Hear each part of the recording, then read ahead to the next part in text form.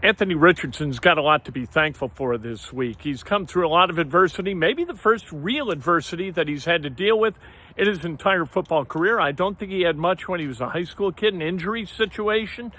But overall, he was the biggest, he was the fastest, he had the best arm in college. Kind of the same deal his last year at Florida. Coming here, you know what? He's a man among men, not a man among boys. And he's had to figure that out. And how do you go ahead and compete? How do you prepare to compete? That's kind of the key to the Anthony Richardson arc of development here with the Colts. Here's Anthony Richardson talking about the challenges of the next 5 weeks and what he's thankful for around this time of year, Thanksgiving. Can you tell us about the cause and maybe the design that you have for Sunday's game? So I decided to pick Boys and Girls Club. You know, that's something that's near and dear to me. I used to be in the Boys and Girls Club growing up. I always found myself in there playing pool, you know, just having fun. So I just thought, why not just support it? What's it mean to you to be on this side of it, giving back to those kids who are, in the spot that you used to be in? Nah, it means a lot. I didn't necessarily ever dream of me being in the position that I'm in now, representing something like that. But, just thinking about the times that I was in the Boys and Girls Club and, all the good things that happened to me while I was in there, it just feels good giving back. 5 games to go. What's your level of motivation trying to get it done this Sunday, knowing that playoffs and all those things you guys want is right in front of you? Man, everything's still on the table for us, but there's a sense of urgency, just getting some W's, stacking them up because we know that we need the rest of them to, get what we want. So there's definitely a lot of sense of urgency in the building to, get this one and just keep stacking them up. How much do you embrace an opportunity to play December football with so much on the line, go into a hostile environment against a conference opponent? It's always a blessing when you get to play football, anywhere. But going to play in New England, that's something I always dreamed about. Always thinking about Tom Brady and the things he's done for that good team over there. But it's football. It's good football every week. So just why not go out there and have fun? Did you enjoy those Patriots Colts battles back in the day, the Brady Mannings? Oh yeah, I watched a little bit of them. I wasn't too fond of the rivalry going on, but I know a lot about it now. So it definitely means a lot that I get to be a part of it now. How do you get the run game going, and what's the stress it puts on you guys offensively when you can't get the running game going?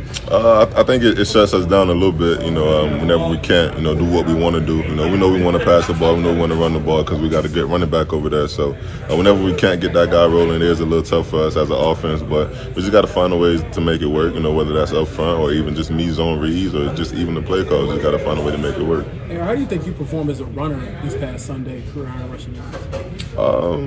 I didn't know that was a career high, but I guess that's a good thing. And I think I did a decent job just helping the team, move the ball. That's really my part when it comes to running the ball. Just find a way to make the offense, get going whenever JT's a little slow, whenever we can't find a way to get him going. But just involving me a little bit, just moving the ball. How do you grade your decision making in the open field? I know Jim Bob was saying you're just evolving as far as getting down, running people over, whatever the case may be. Man, if I had a grade last game, I'd probably give myself like a C plus, or a C, just a regular C, because I feel like there were some times where I could have made a move and even scored on a couple, or just taking care of myself a little bit. But I think I'm doing a decent job right now. We saw you pretty animated last week, showing some frustration at times. Is it the fact that you feel like you guys are so close and you got to try to get it done in these final minutes here, especially these games coming up? Yeah, definitely. Everybody in the building know how close we are. Just winning games, and when it's not going your way, it's like, man, like what can we do just to fix those situations? And there's definitely a lot of times in the past game where we had opportunities to go out there and finish situations, but we didn't make it happen. So it is a little frustrating at times, but it's part of the game. You got to fight through adversity. Anthony, it's a high of 41 on Sunday. Is that the coldest game you've ever? Is that gonna be the coldest year? No, surprisingly not. The coldest game I ever played in was my last year at Florida. We played against Vandy. It was 20 degrees then, so I think I'm ready for it. What have you heard from some of the veterans about this rivalry and playing at Gillette Stadium? Not much, honestly. We haven't really been talking about the rivalry as much. We're just trying to get a win, man. What's also been kind of slow is just the season for the tight ends so far, getting them involved. So what kind of things can you guys work on to kind of get their season moving, get them productive? I think it's just, like I said, the details, focus on the details, whether that's me, footwork, and delivering the ball to them, or route running, or catching the ball. We all got to focus on the details just to make it work. I feel like the tight end's been doing a great job, Some people may see otherwise, but as a team, I feel like we're doing a great job. It's just we got to clean some stuff up. Thanksgiving coming up tomorrow. what's going to be like for you and just what's it been like for you growing up around your family with Thanksgiving?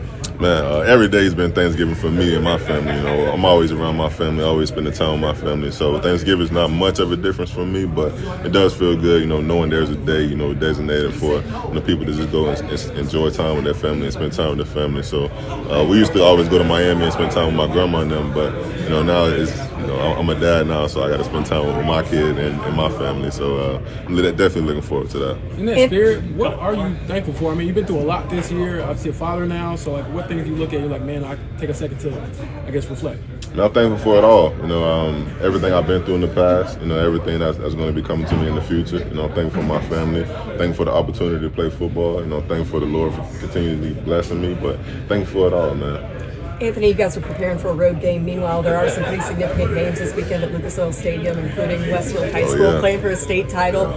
Your younger brother, how excited are you for him to have an opportunity to play with Westfield at the place you play in on Sundays? No, it's definitely exciting for him to have a chance to go out there and get a ring. You know, I always wanted to get a ring in high school, you know, playing basketball and football, but never had a chance to. So for him to, you know, have bragging rights on me a little bit, you know, I'm excited for him just to see what they're going to do. Some pretty cool Colts connections, too, because Chris Ballard's son plays on that team, also Cato June's son. So a strong dose of Colts representation. Oh, yeah, man. We repping Westfield hard over here, man. We rocking with the Rocks for sure. So we rooting for them to go ahead and get the victory on Friday.